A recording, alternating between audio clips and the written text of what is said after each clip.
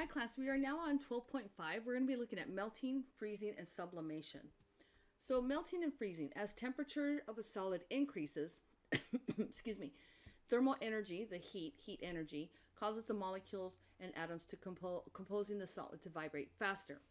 So if you think of an ice cube, and as the temperature starts increasing, the heat energy will cause the molecules, the water molecules in the ice cube, to vibrate faster and faster. This at the melting point, atoms and molecules have enough thermal energy to overcome the intermolecular forces that hold them at a stationary point, and the solid turns into a liquid. So basically what's happening is that this vibration also gives off energy, and that eventually will give off enough of, think about if you're holding hands with somebody and you both start shaking your hands rapidly, eventually you're going to lose that grip on that person, and they're going to, you no longer are holding hands with them. And that's the same thing here. It gives enough energy to break that bond, or attraction, I should say, because it's not a real bond. It's a bond or a attraction or a force, and it'll overcome that force and separate those molecules. So when ice melts, the water molecules break free from the solid structure, and this is now they're a liquid. They are no longer in a pattern or solid phase. As long as the ice and water are both present, the temperature will be 0 degrees. So what this means is, as long as there's two phases and in a sense equilibrium, there's ice and water at the same time, the temperature is going to stay at 0 degrees Celsius, and I'll cover why. So a mixture of water and ice will always have a temperature of 0 degrees Celsius. That temperature will not change. It will stay at a plateau until all the ice is gone. Only after all the ice is melted will the additional heating raise the temperature of the liquid past 0 degrees. It is the same. All the solid has to be completely gone for that 0 degrees to start increasing again, even if you keep adding temperature, energy to it. The energy is going into changing that phase, that solid, into a liquid phase. So here we can take a look, and this is if we look at a graph, it starts at negative 20 degrees, and as it starts heating up, the energy is changing the temperature. So this temperature is going into heating, so it's causing these molecules to vibrate more and more and more. They're shaking very rapidly. Once we get to 0 degrees, this is the plateau. This plateau means that even though heat's being added, the temperature will not go up until all, you see there's a, excuse me, a liquid and a solid, until all the solid is gone. And only once that solid is gone, as the more heat you add, will change it into a liquid, and then it'll repeat, and the temperature will keep increasing. So here's a little picture. You can kind of see it starts at negative 15 degrees Celsius. It stays at 0. It stays at 0. It starts to go to 0.5. That's because all of the ice is melted. So what if we do look at a cooling curve? If we look at a cooling curve, we're just going in the opposite direction. The heat is being removed. And as the heat is being removed, the temperature is also decreasing, and we can get ice. So if we start at steam, we have water at steam, which is condensation at 100 degrees, or in this case, it's going back into liquid state, and then we get water, and the temperature keeps decreasing, and that means energy is being removed from this. It's an exothermic, and then the freezing portion is here. So we have water and ice, and then it goes down. Once we go below 0 degrees, it is just ice. So I'm going to cheat. Let's just go to these. Water condenses at a temperature of 100 degrees Celsius. At temperature of 0 degrees Celsius, liquid water freezes. And 40 degrees Celsius water is a liquid, because if we look here and anywhere here, we would see that it is a liquid. And when water freezes, heat is removed. It is an exothermic reaction because there's an excess amount of heat, and that heat needs to be removed in order for it to change that state. Okay, so think of ice in a drink. As ice melts, the drink cools because melting is endothermic. Heat is absorbed when a solid is converted into a liquid. The melting absorbs heat from the liquid in a drink, and it cools the liquid. Melting is endothermic because energy is required, so now we're going up again. We're not going down. We were showing it going down. Now we're going up because it's not trying to freeze, it's trying to go into a liquid phase. So melting is endothermic because energy is required to partially overcome the attractions between the molecules in the solid and free them into a liquid state. Freezing is exothermic. This is going downward because we need to release that excess energy in order to get it into the solid state. As your water in your freezer turns into ice, it releases heat, which must be removed by a refrigeration system of the freezer. If the refrigeration system did not remove the heat release would warm the freezer, preventing further freezing. So this is, now we're going to cover the heat, the amount of heat required to melt, so we're going up, is the heat of fusion. So where we had here, let's go to this one. No, it's not showing. Here we had the heat of vaporization. Now we have we have fusion. We're dealing with fusion here. So this is a change in heat of fusion. Heat of fusion is the amount of heat required to melt 1 mole of a solid. So the heat of fusion for water is 6.02 kilojoules per mole. The change in fusion, the delta H of fusion, is positive because melting is endothermic. Energy must be added to the ice to melt it. So as it's going down, those processes are exothermic because it has to release that excess energy in order for it to change. But as it goes up, it is endothermic because it needs that energy in order for this to keep increasing. The same amount of heat is involved when 1 mole of liquid freezes, but the heat is emitted rather than absorbed. So this is very similar to the last section. It is the same value, but depending on what you're looking at, it'll be either negative or positive. So if we go from a solid to a liquid, it is a positive 6.02. So this is positive right here because it's endothermic. It needs the energy to go to melt the ice. But if we are going down where we're freezing it, it is exothermic. So it's liquid to a solid, which is ice. Then it's negative 6.02 kilojoules. And we can obviously use this for conversion. So heat of fusion, here are several substances, and we're going to do some similar problems that I showed you. So here is the one in your book. I believe this is in your book. Maybe not. No, it is.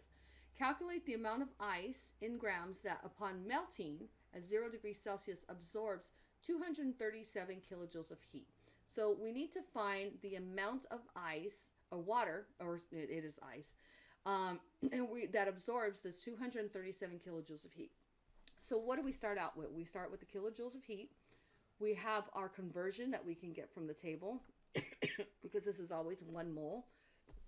I see kilojoule per mole. Then we can cancel out the kilojoules, which will leave us the moles. And then from there we can get our molar mass, and it will give us our value of mass of the ice. So we set it up with the 237 kilojoules. We use our conversion, and it's positive. Then we have our molar mass, and this produces, we need 709 grams for the 237 kilojoules. Sublimation is a physical change in which the substance changes from a solid state to a gaseous state without going through the liquid state. It just goes from one to the other. Dry ice is a perfect example of this. If you have ever seen dry ice, and I think there's a picture right there, it looks like kind of like like an ice cube in a sense, but it sublimes away. Eventually there is nothing left of it. It is gone. It goes through a gaseous state, so no liquid. When a substance sublimes, molecules leave the surface of the solid where they are held less tightly than in the interior and become gases, and that keeps going in a layer. The ones that are closest to the surface will sublime away, and then we'll get to a bottom layer and a bottom layer until it's completely gone. Dry ice, which is solid carbon dioxide, does not melt under atmospheric pressure at any temperature. It doesn't melt, it sublimes. It goes from solid to a gas. Melting indicates it would go into a liquid state. At negative 78 degrees Celsius, the CO2 molecules have enough energy to leave the surface of the dry ice and become gases. So dry ice it's negative 78 degrees. This is very cold. I used to use it when I worked in the lab, and I didn't always have enough common sense to put gloves on because I thought I could handle it, and I would get freezer burns on my hands all the time till I decided it wasn't worth it. So the solid does not melt, but rather sublime. So it goes straight from solid to gas. It transforms directly from solid carbon dioxide to gaseous carbon dioxide.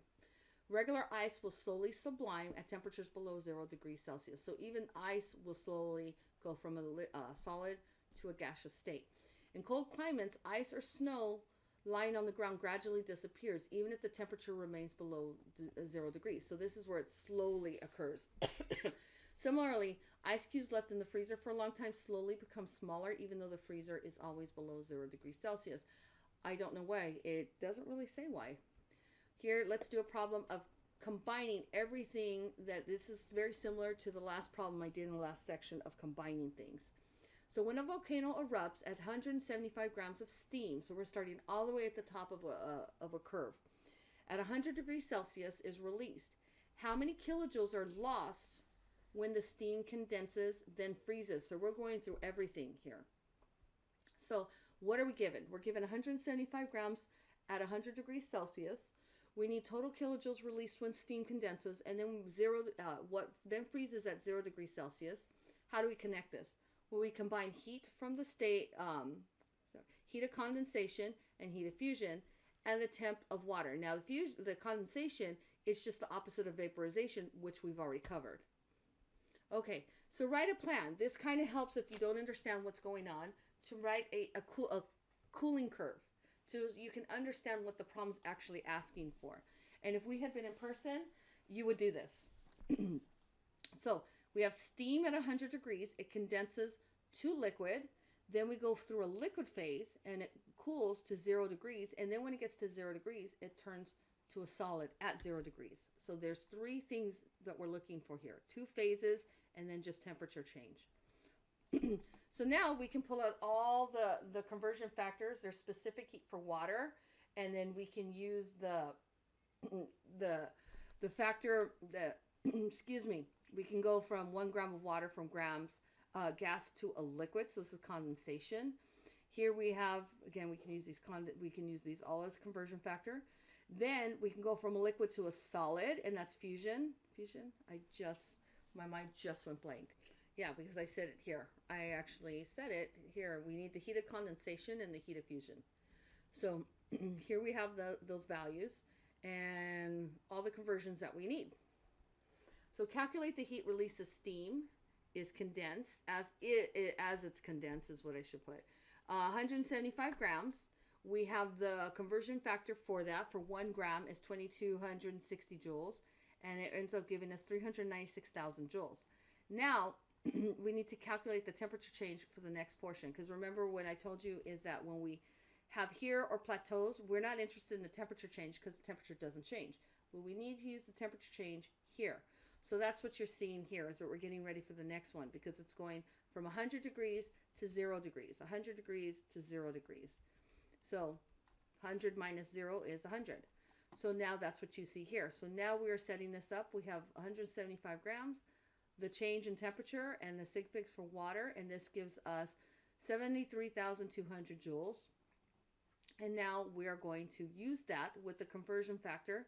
So we have 175 grams with, excuse me, the 334 joules per gram, and this gives us 58,500 joules. So we needed to calculate. So if this seems, complicated, we have to calculate each section separately and then bring them together at the end, which is what we do. The heat released as steam is condensed. That's our one value we did. Second one is when the heat is released as liquid is cooled, and then heat released as liquid is as it freezes. We can combine those and make this into kilojoules, and it's 528 kilojoules.